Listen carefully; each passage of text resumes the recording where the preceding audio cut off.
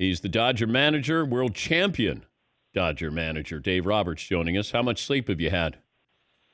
DP, good morning. So not a whole lot. I've got about 5 hours the last couple nights, and truth be told, it's because I've got this remodel going. It's about a month late, and they're starting at 7 a.m. So not what I signed up for, but it's all good. Wait. You scheduled a remodeling at this time? Dude, it's supposed to be done by the World Series, October 28th, Game 7. So I come back, and you know how things always get pushed back. So I got banging outside, 7 a.m. So, I mean, it's all good, man. I'm not going to complain. I'm not going to choke on my lobster, I guess. Hey, when's the last time you had a project that finished on time? Dude, no, I hear you. No, that's on me. I'm all about accountability. So, you know, it's my wife running with this thing, but I'll take the blame. It's all good. No doubt. All right. Well, congratulations. Has it sunk in, or when did it sink in? You know what? It's still sinking in. And to win that last baseball game of the season, I haven't done it since 2004. So I'm going to let it just kind of slowly sink in for as long as it possibly can. But, you know, once that last out was made, obviously I was over the moon. I was thinking about my father. I was thinking about Clayton, just in our guys. And just kind of gradually it's sinking in. And I'm going to enjoy this, DP. Give me the moment, whatever game it was, that things changed or your confidence level went up, that you knew you were going to win this. Yeah, so it's funny is I actually, my family and I went back and did the recap of all the series. There were so many moments, you know, whether it be the Will Smith home run, the Kike, the double play in the NLCS that Mookie made that play, the Ozuna. Like, there's so many things that flipped a potential series. I think once we got out of that double play with Trinan, I just knew we were going to win the World Series. That double play, you know, where he came in second, third, nobody out. But in the World Series, I hate to say it, but yeah, when they took Blake Snell out, I mean, he was dealing. I just felt that, and Mookie looked at me and kind of smiled, and I just kind of felt the momentum shift right there, and I just knew we were going to win that night.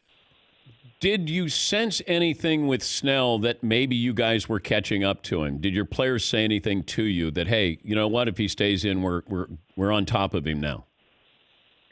No. There was nothing like that, and I know there's a lot of criticism going on, but there was nothing like that. I mean, he was on point. And that's what I was wondering. You know, we get married to analytics, and while you have analytics, you still have to make a feeling. I don't want to marry analytics. I want to date analytics, Dave. And it feels like sometimes we get so deep into it that your gut feeling, how much gut feeling do you have when you manage? Yeah, well, a lot. And I'm going to use that one. I want to date analytics, not marry. I love that one. So I think for me, yeah, there's a lot. I mean, if you watch, you know, Game 6 right there, I thought Gonsolin was going to go 5 innings, and it just didn't work out that way. You got to kind of go to different guys and kind of be nimble and trust your players. So, yeah, well said. You have to use your gut and your eyes and then also the information, all of the above. The situation where you had with Justin Turner where going into the game, like what did you know going into the game about his status? I knew nothing. I knew he was a starting third baseman, hitting third for us, and then I think it was the middle of the 7th. We were hitting at the bottom of the 7th, and then our team president came down, Andrew, in the dugout, and which is obviously never happens, and kind of waved me down below and said, "We need to get JT out of the game." He tested positive for coronavirus, and so at that point in time, I'm kind of trying to engage Justin and Andrew, but I got to manage a game, so I get back up there, get Rios in the game, get him hot, and then honestly, DP, after the game, I'm doing press conference, and then we have the team picture, and I run out, and JT's there, and we're all caught up in emotion. And I will say this and he is a great teammate. He's done so much for the city, the community. He did not want to make it about himself, and obviously it's turned about him. It's just a very unfortunate situation. And Dan, you and I have known each other for so many years, where I kind of look at things from the lens of let's just hope and pray nothing happens from this. understand that people make mistakes and you regret things you do, but he didn't want to make it about himself. And let's just hope and pray nothing, I don't get, contracted by this and no one else does. But you're told how are you told that you got to take Turner out? Are you ordered to take him out? Yeah, absolutely. I mean, this is like a commissioner kind of talking to ownership, to our team president, to me, saying we got to take him out right now, and there's no kind of discussion. But he had already played. That's what I didn't understand. And then where does Justin Turner go? Like you say, hey, you're coming out of the lineup. You've tested positive. Where did you send him? Yeah, you know what? I think the training staff took it from there, and they kind of self-isolated him in a training, in a separate kind of training room at that point. And then after that, he kind of went back to the hotel separate, and we left as a group and as a team, and then he had to stay back as well. Yeah. Have you been tested?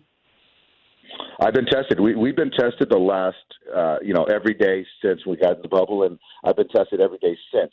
So all the tests that I've got up to this point have been negative, and I guess that there's still that gestation period, so we're still going to kind of, obviously, I'm quarantining right now, so I've got a good excuse to stay at home and stay away from people. Yeah, I feel bad that it kind of took over the World Series or the end of the World Series or summing up baseball, because baseball had gone 58 days. There were no positive tests. The finish line was there. And then we didn't even know when Turner was being taken out. I'm listening to Joe Buck. Joe didn't even know why Turner was taken out. Like it was just like crazy. It was crazy, Dan, and I'll say this, man, is like, and that is real. Obviously, this pandemic, and it's kind of identified, our entire country and the entire world. But in this moment of time, I just hope that, it doesn't take away from the joy from so many, Dodger fans that have waited 32 years. And again, let's just all kind of hope and pray nothing else comes of this with Justin getting on the field, and let's make sure Justin's healthy as well. The only reaction I wanted to see in that final out is I wanted to see Clayton Kershaw's reaction. And I didn't know if it'd be a big smile. Like, I love Mookie's smile, but when I saw Clayton, it was if he just went, whew, and then pointed up to the sky, and it was like, okay, now everybody can get on with their lives. They don't have to talk about my legacy or any of this other stuff. I was happy for him that now we can allow him to just be Clayton Kershaw again. What did you think? I love that, DP. And I'm telling you, you rewind a year ago, and there's a text exchange, a phone call that Clayton and I both had after we lost to the Nationals. And, I can't even – I have my own world. But with what he has had to deal with the last 5 years, that's the thing, is that where you don't want to leave your house, and everywhere you go and everywhere around you, people are saying this certain thing about you, and you feel it, you know it. And so that's why, I thought about my father first, and then the next thing I thought about was Clayton. So to see that reaction, that emotion, the tears of joy, just for him, his family, his friends, and teammates, you want to do it for the Dodgers, the team, but if there's one person that we all were pulling for, and for him, it was Clayton, no doubt. Are you going to do a special wine with your Red Stitch vineyard? It always goes to wine. I love that. You know what? I haven't thought about that.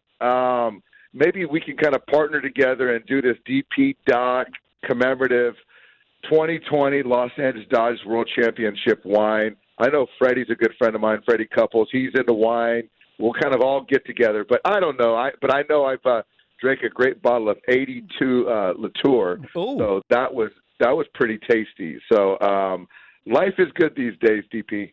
Hey, congrats! Happy for you, Dave, and enjoy the off season, whatever is left of the off season here. And thanks for joining us.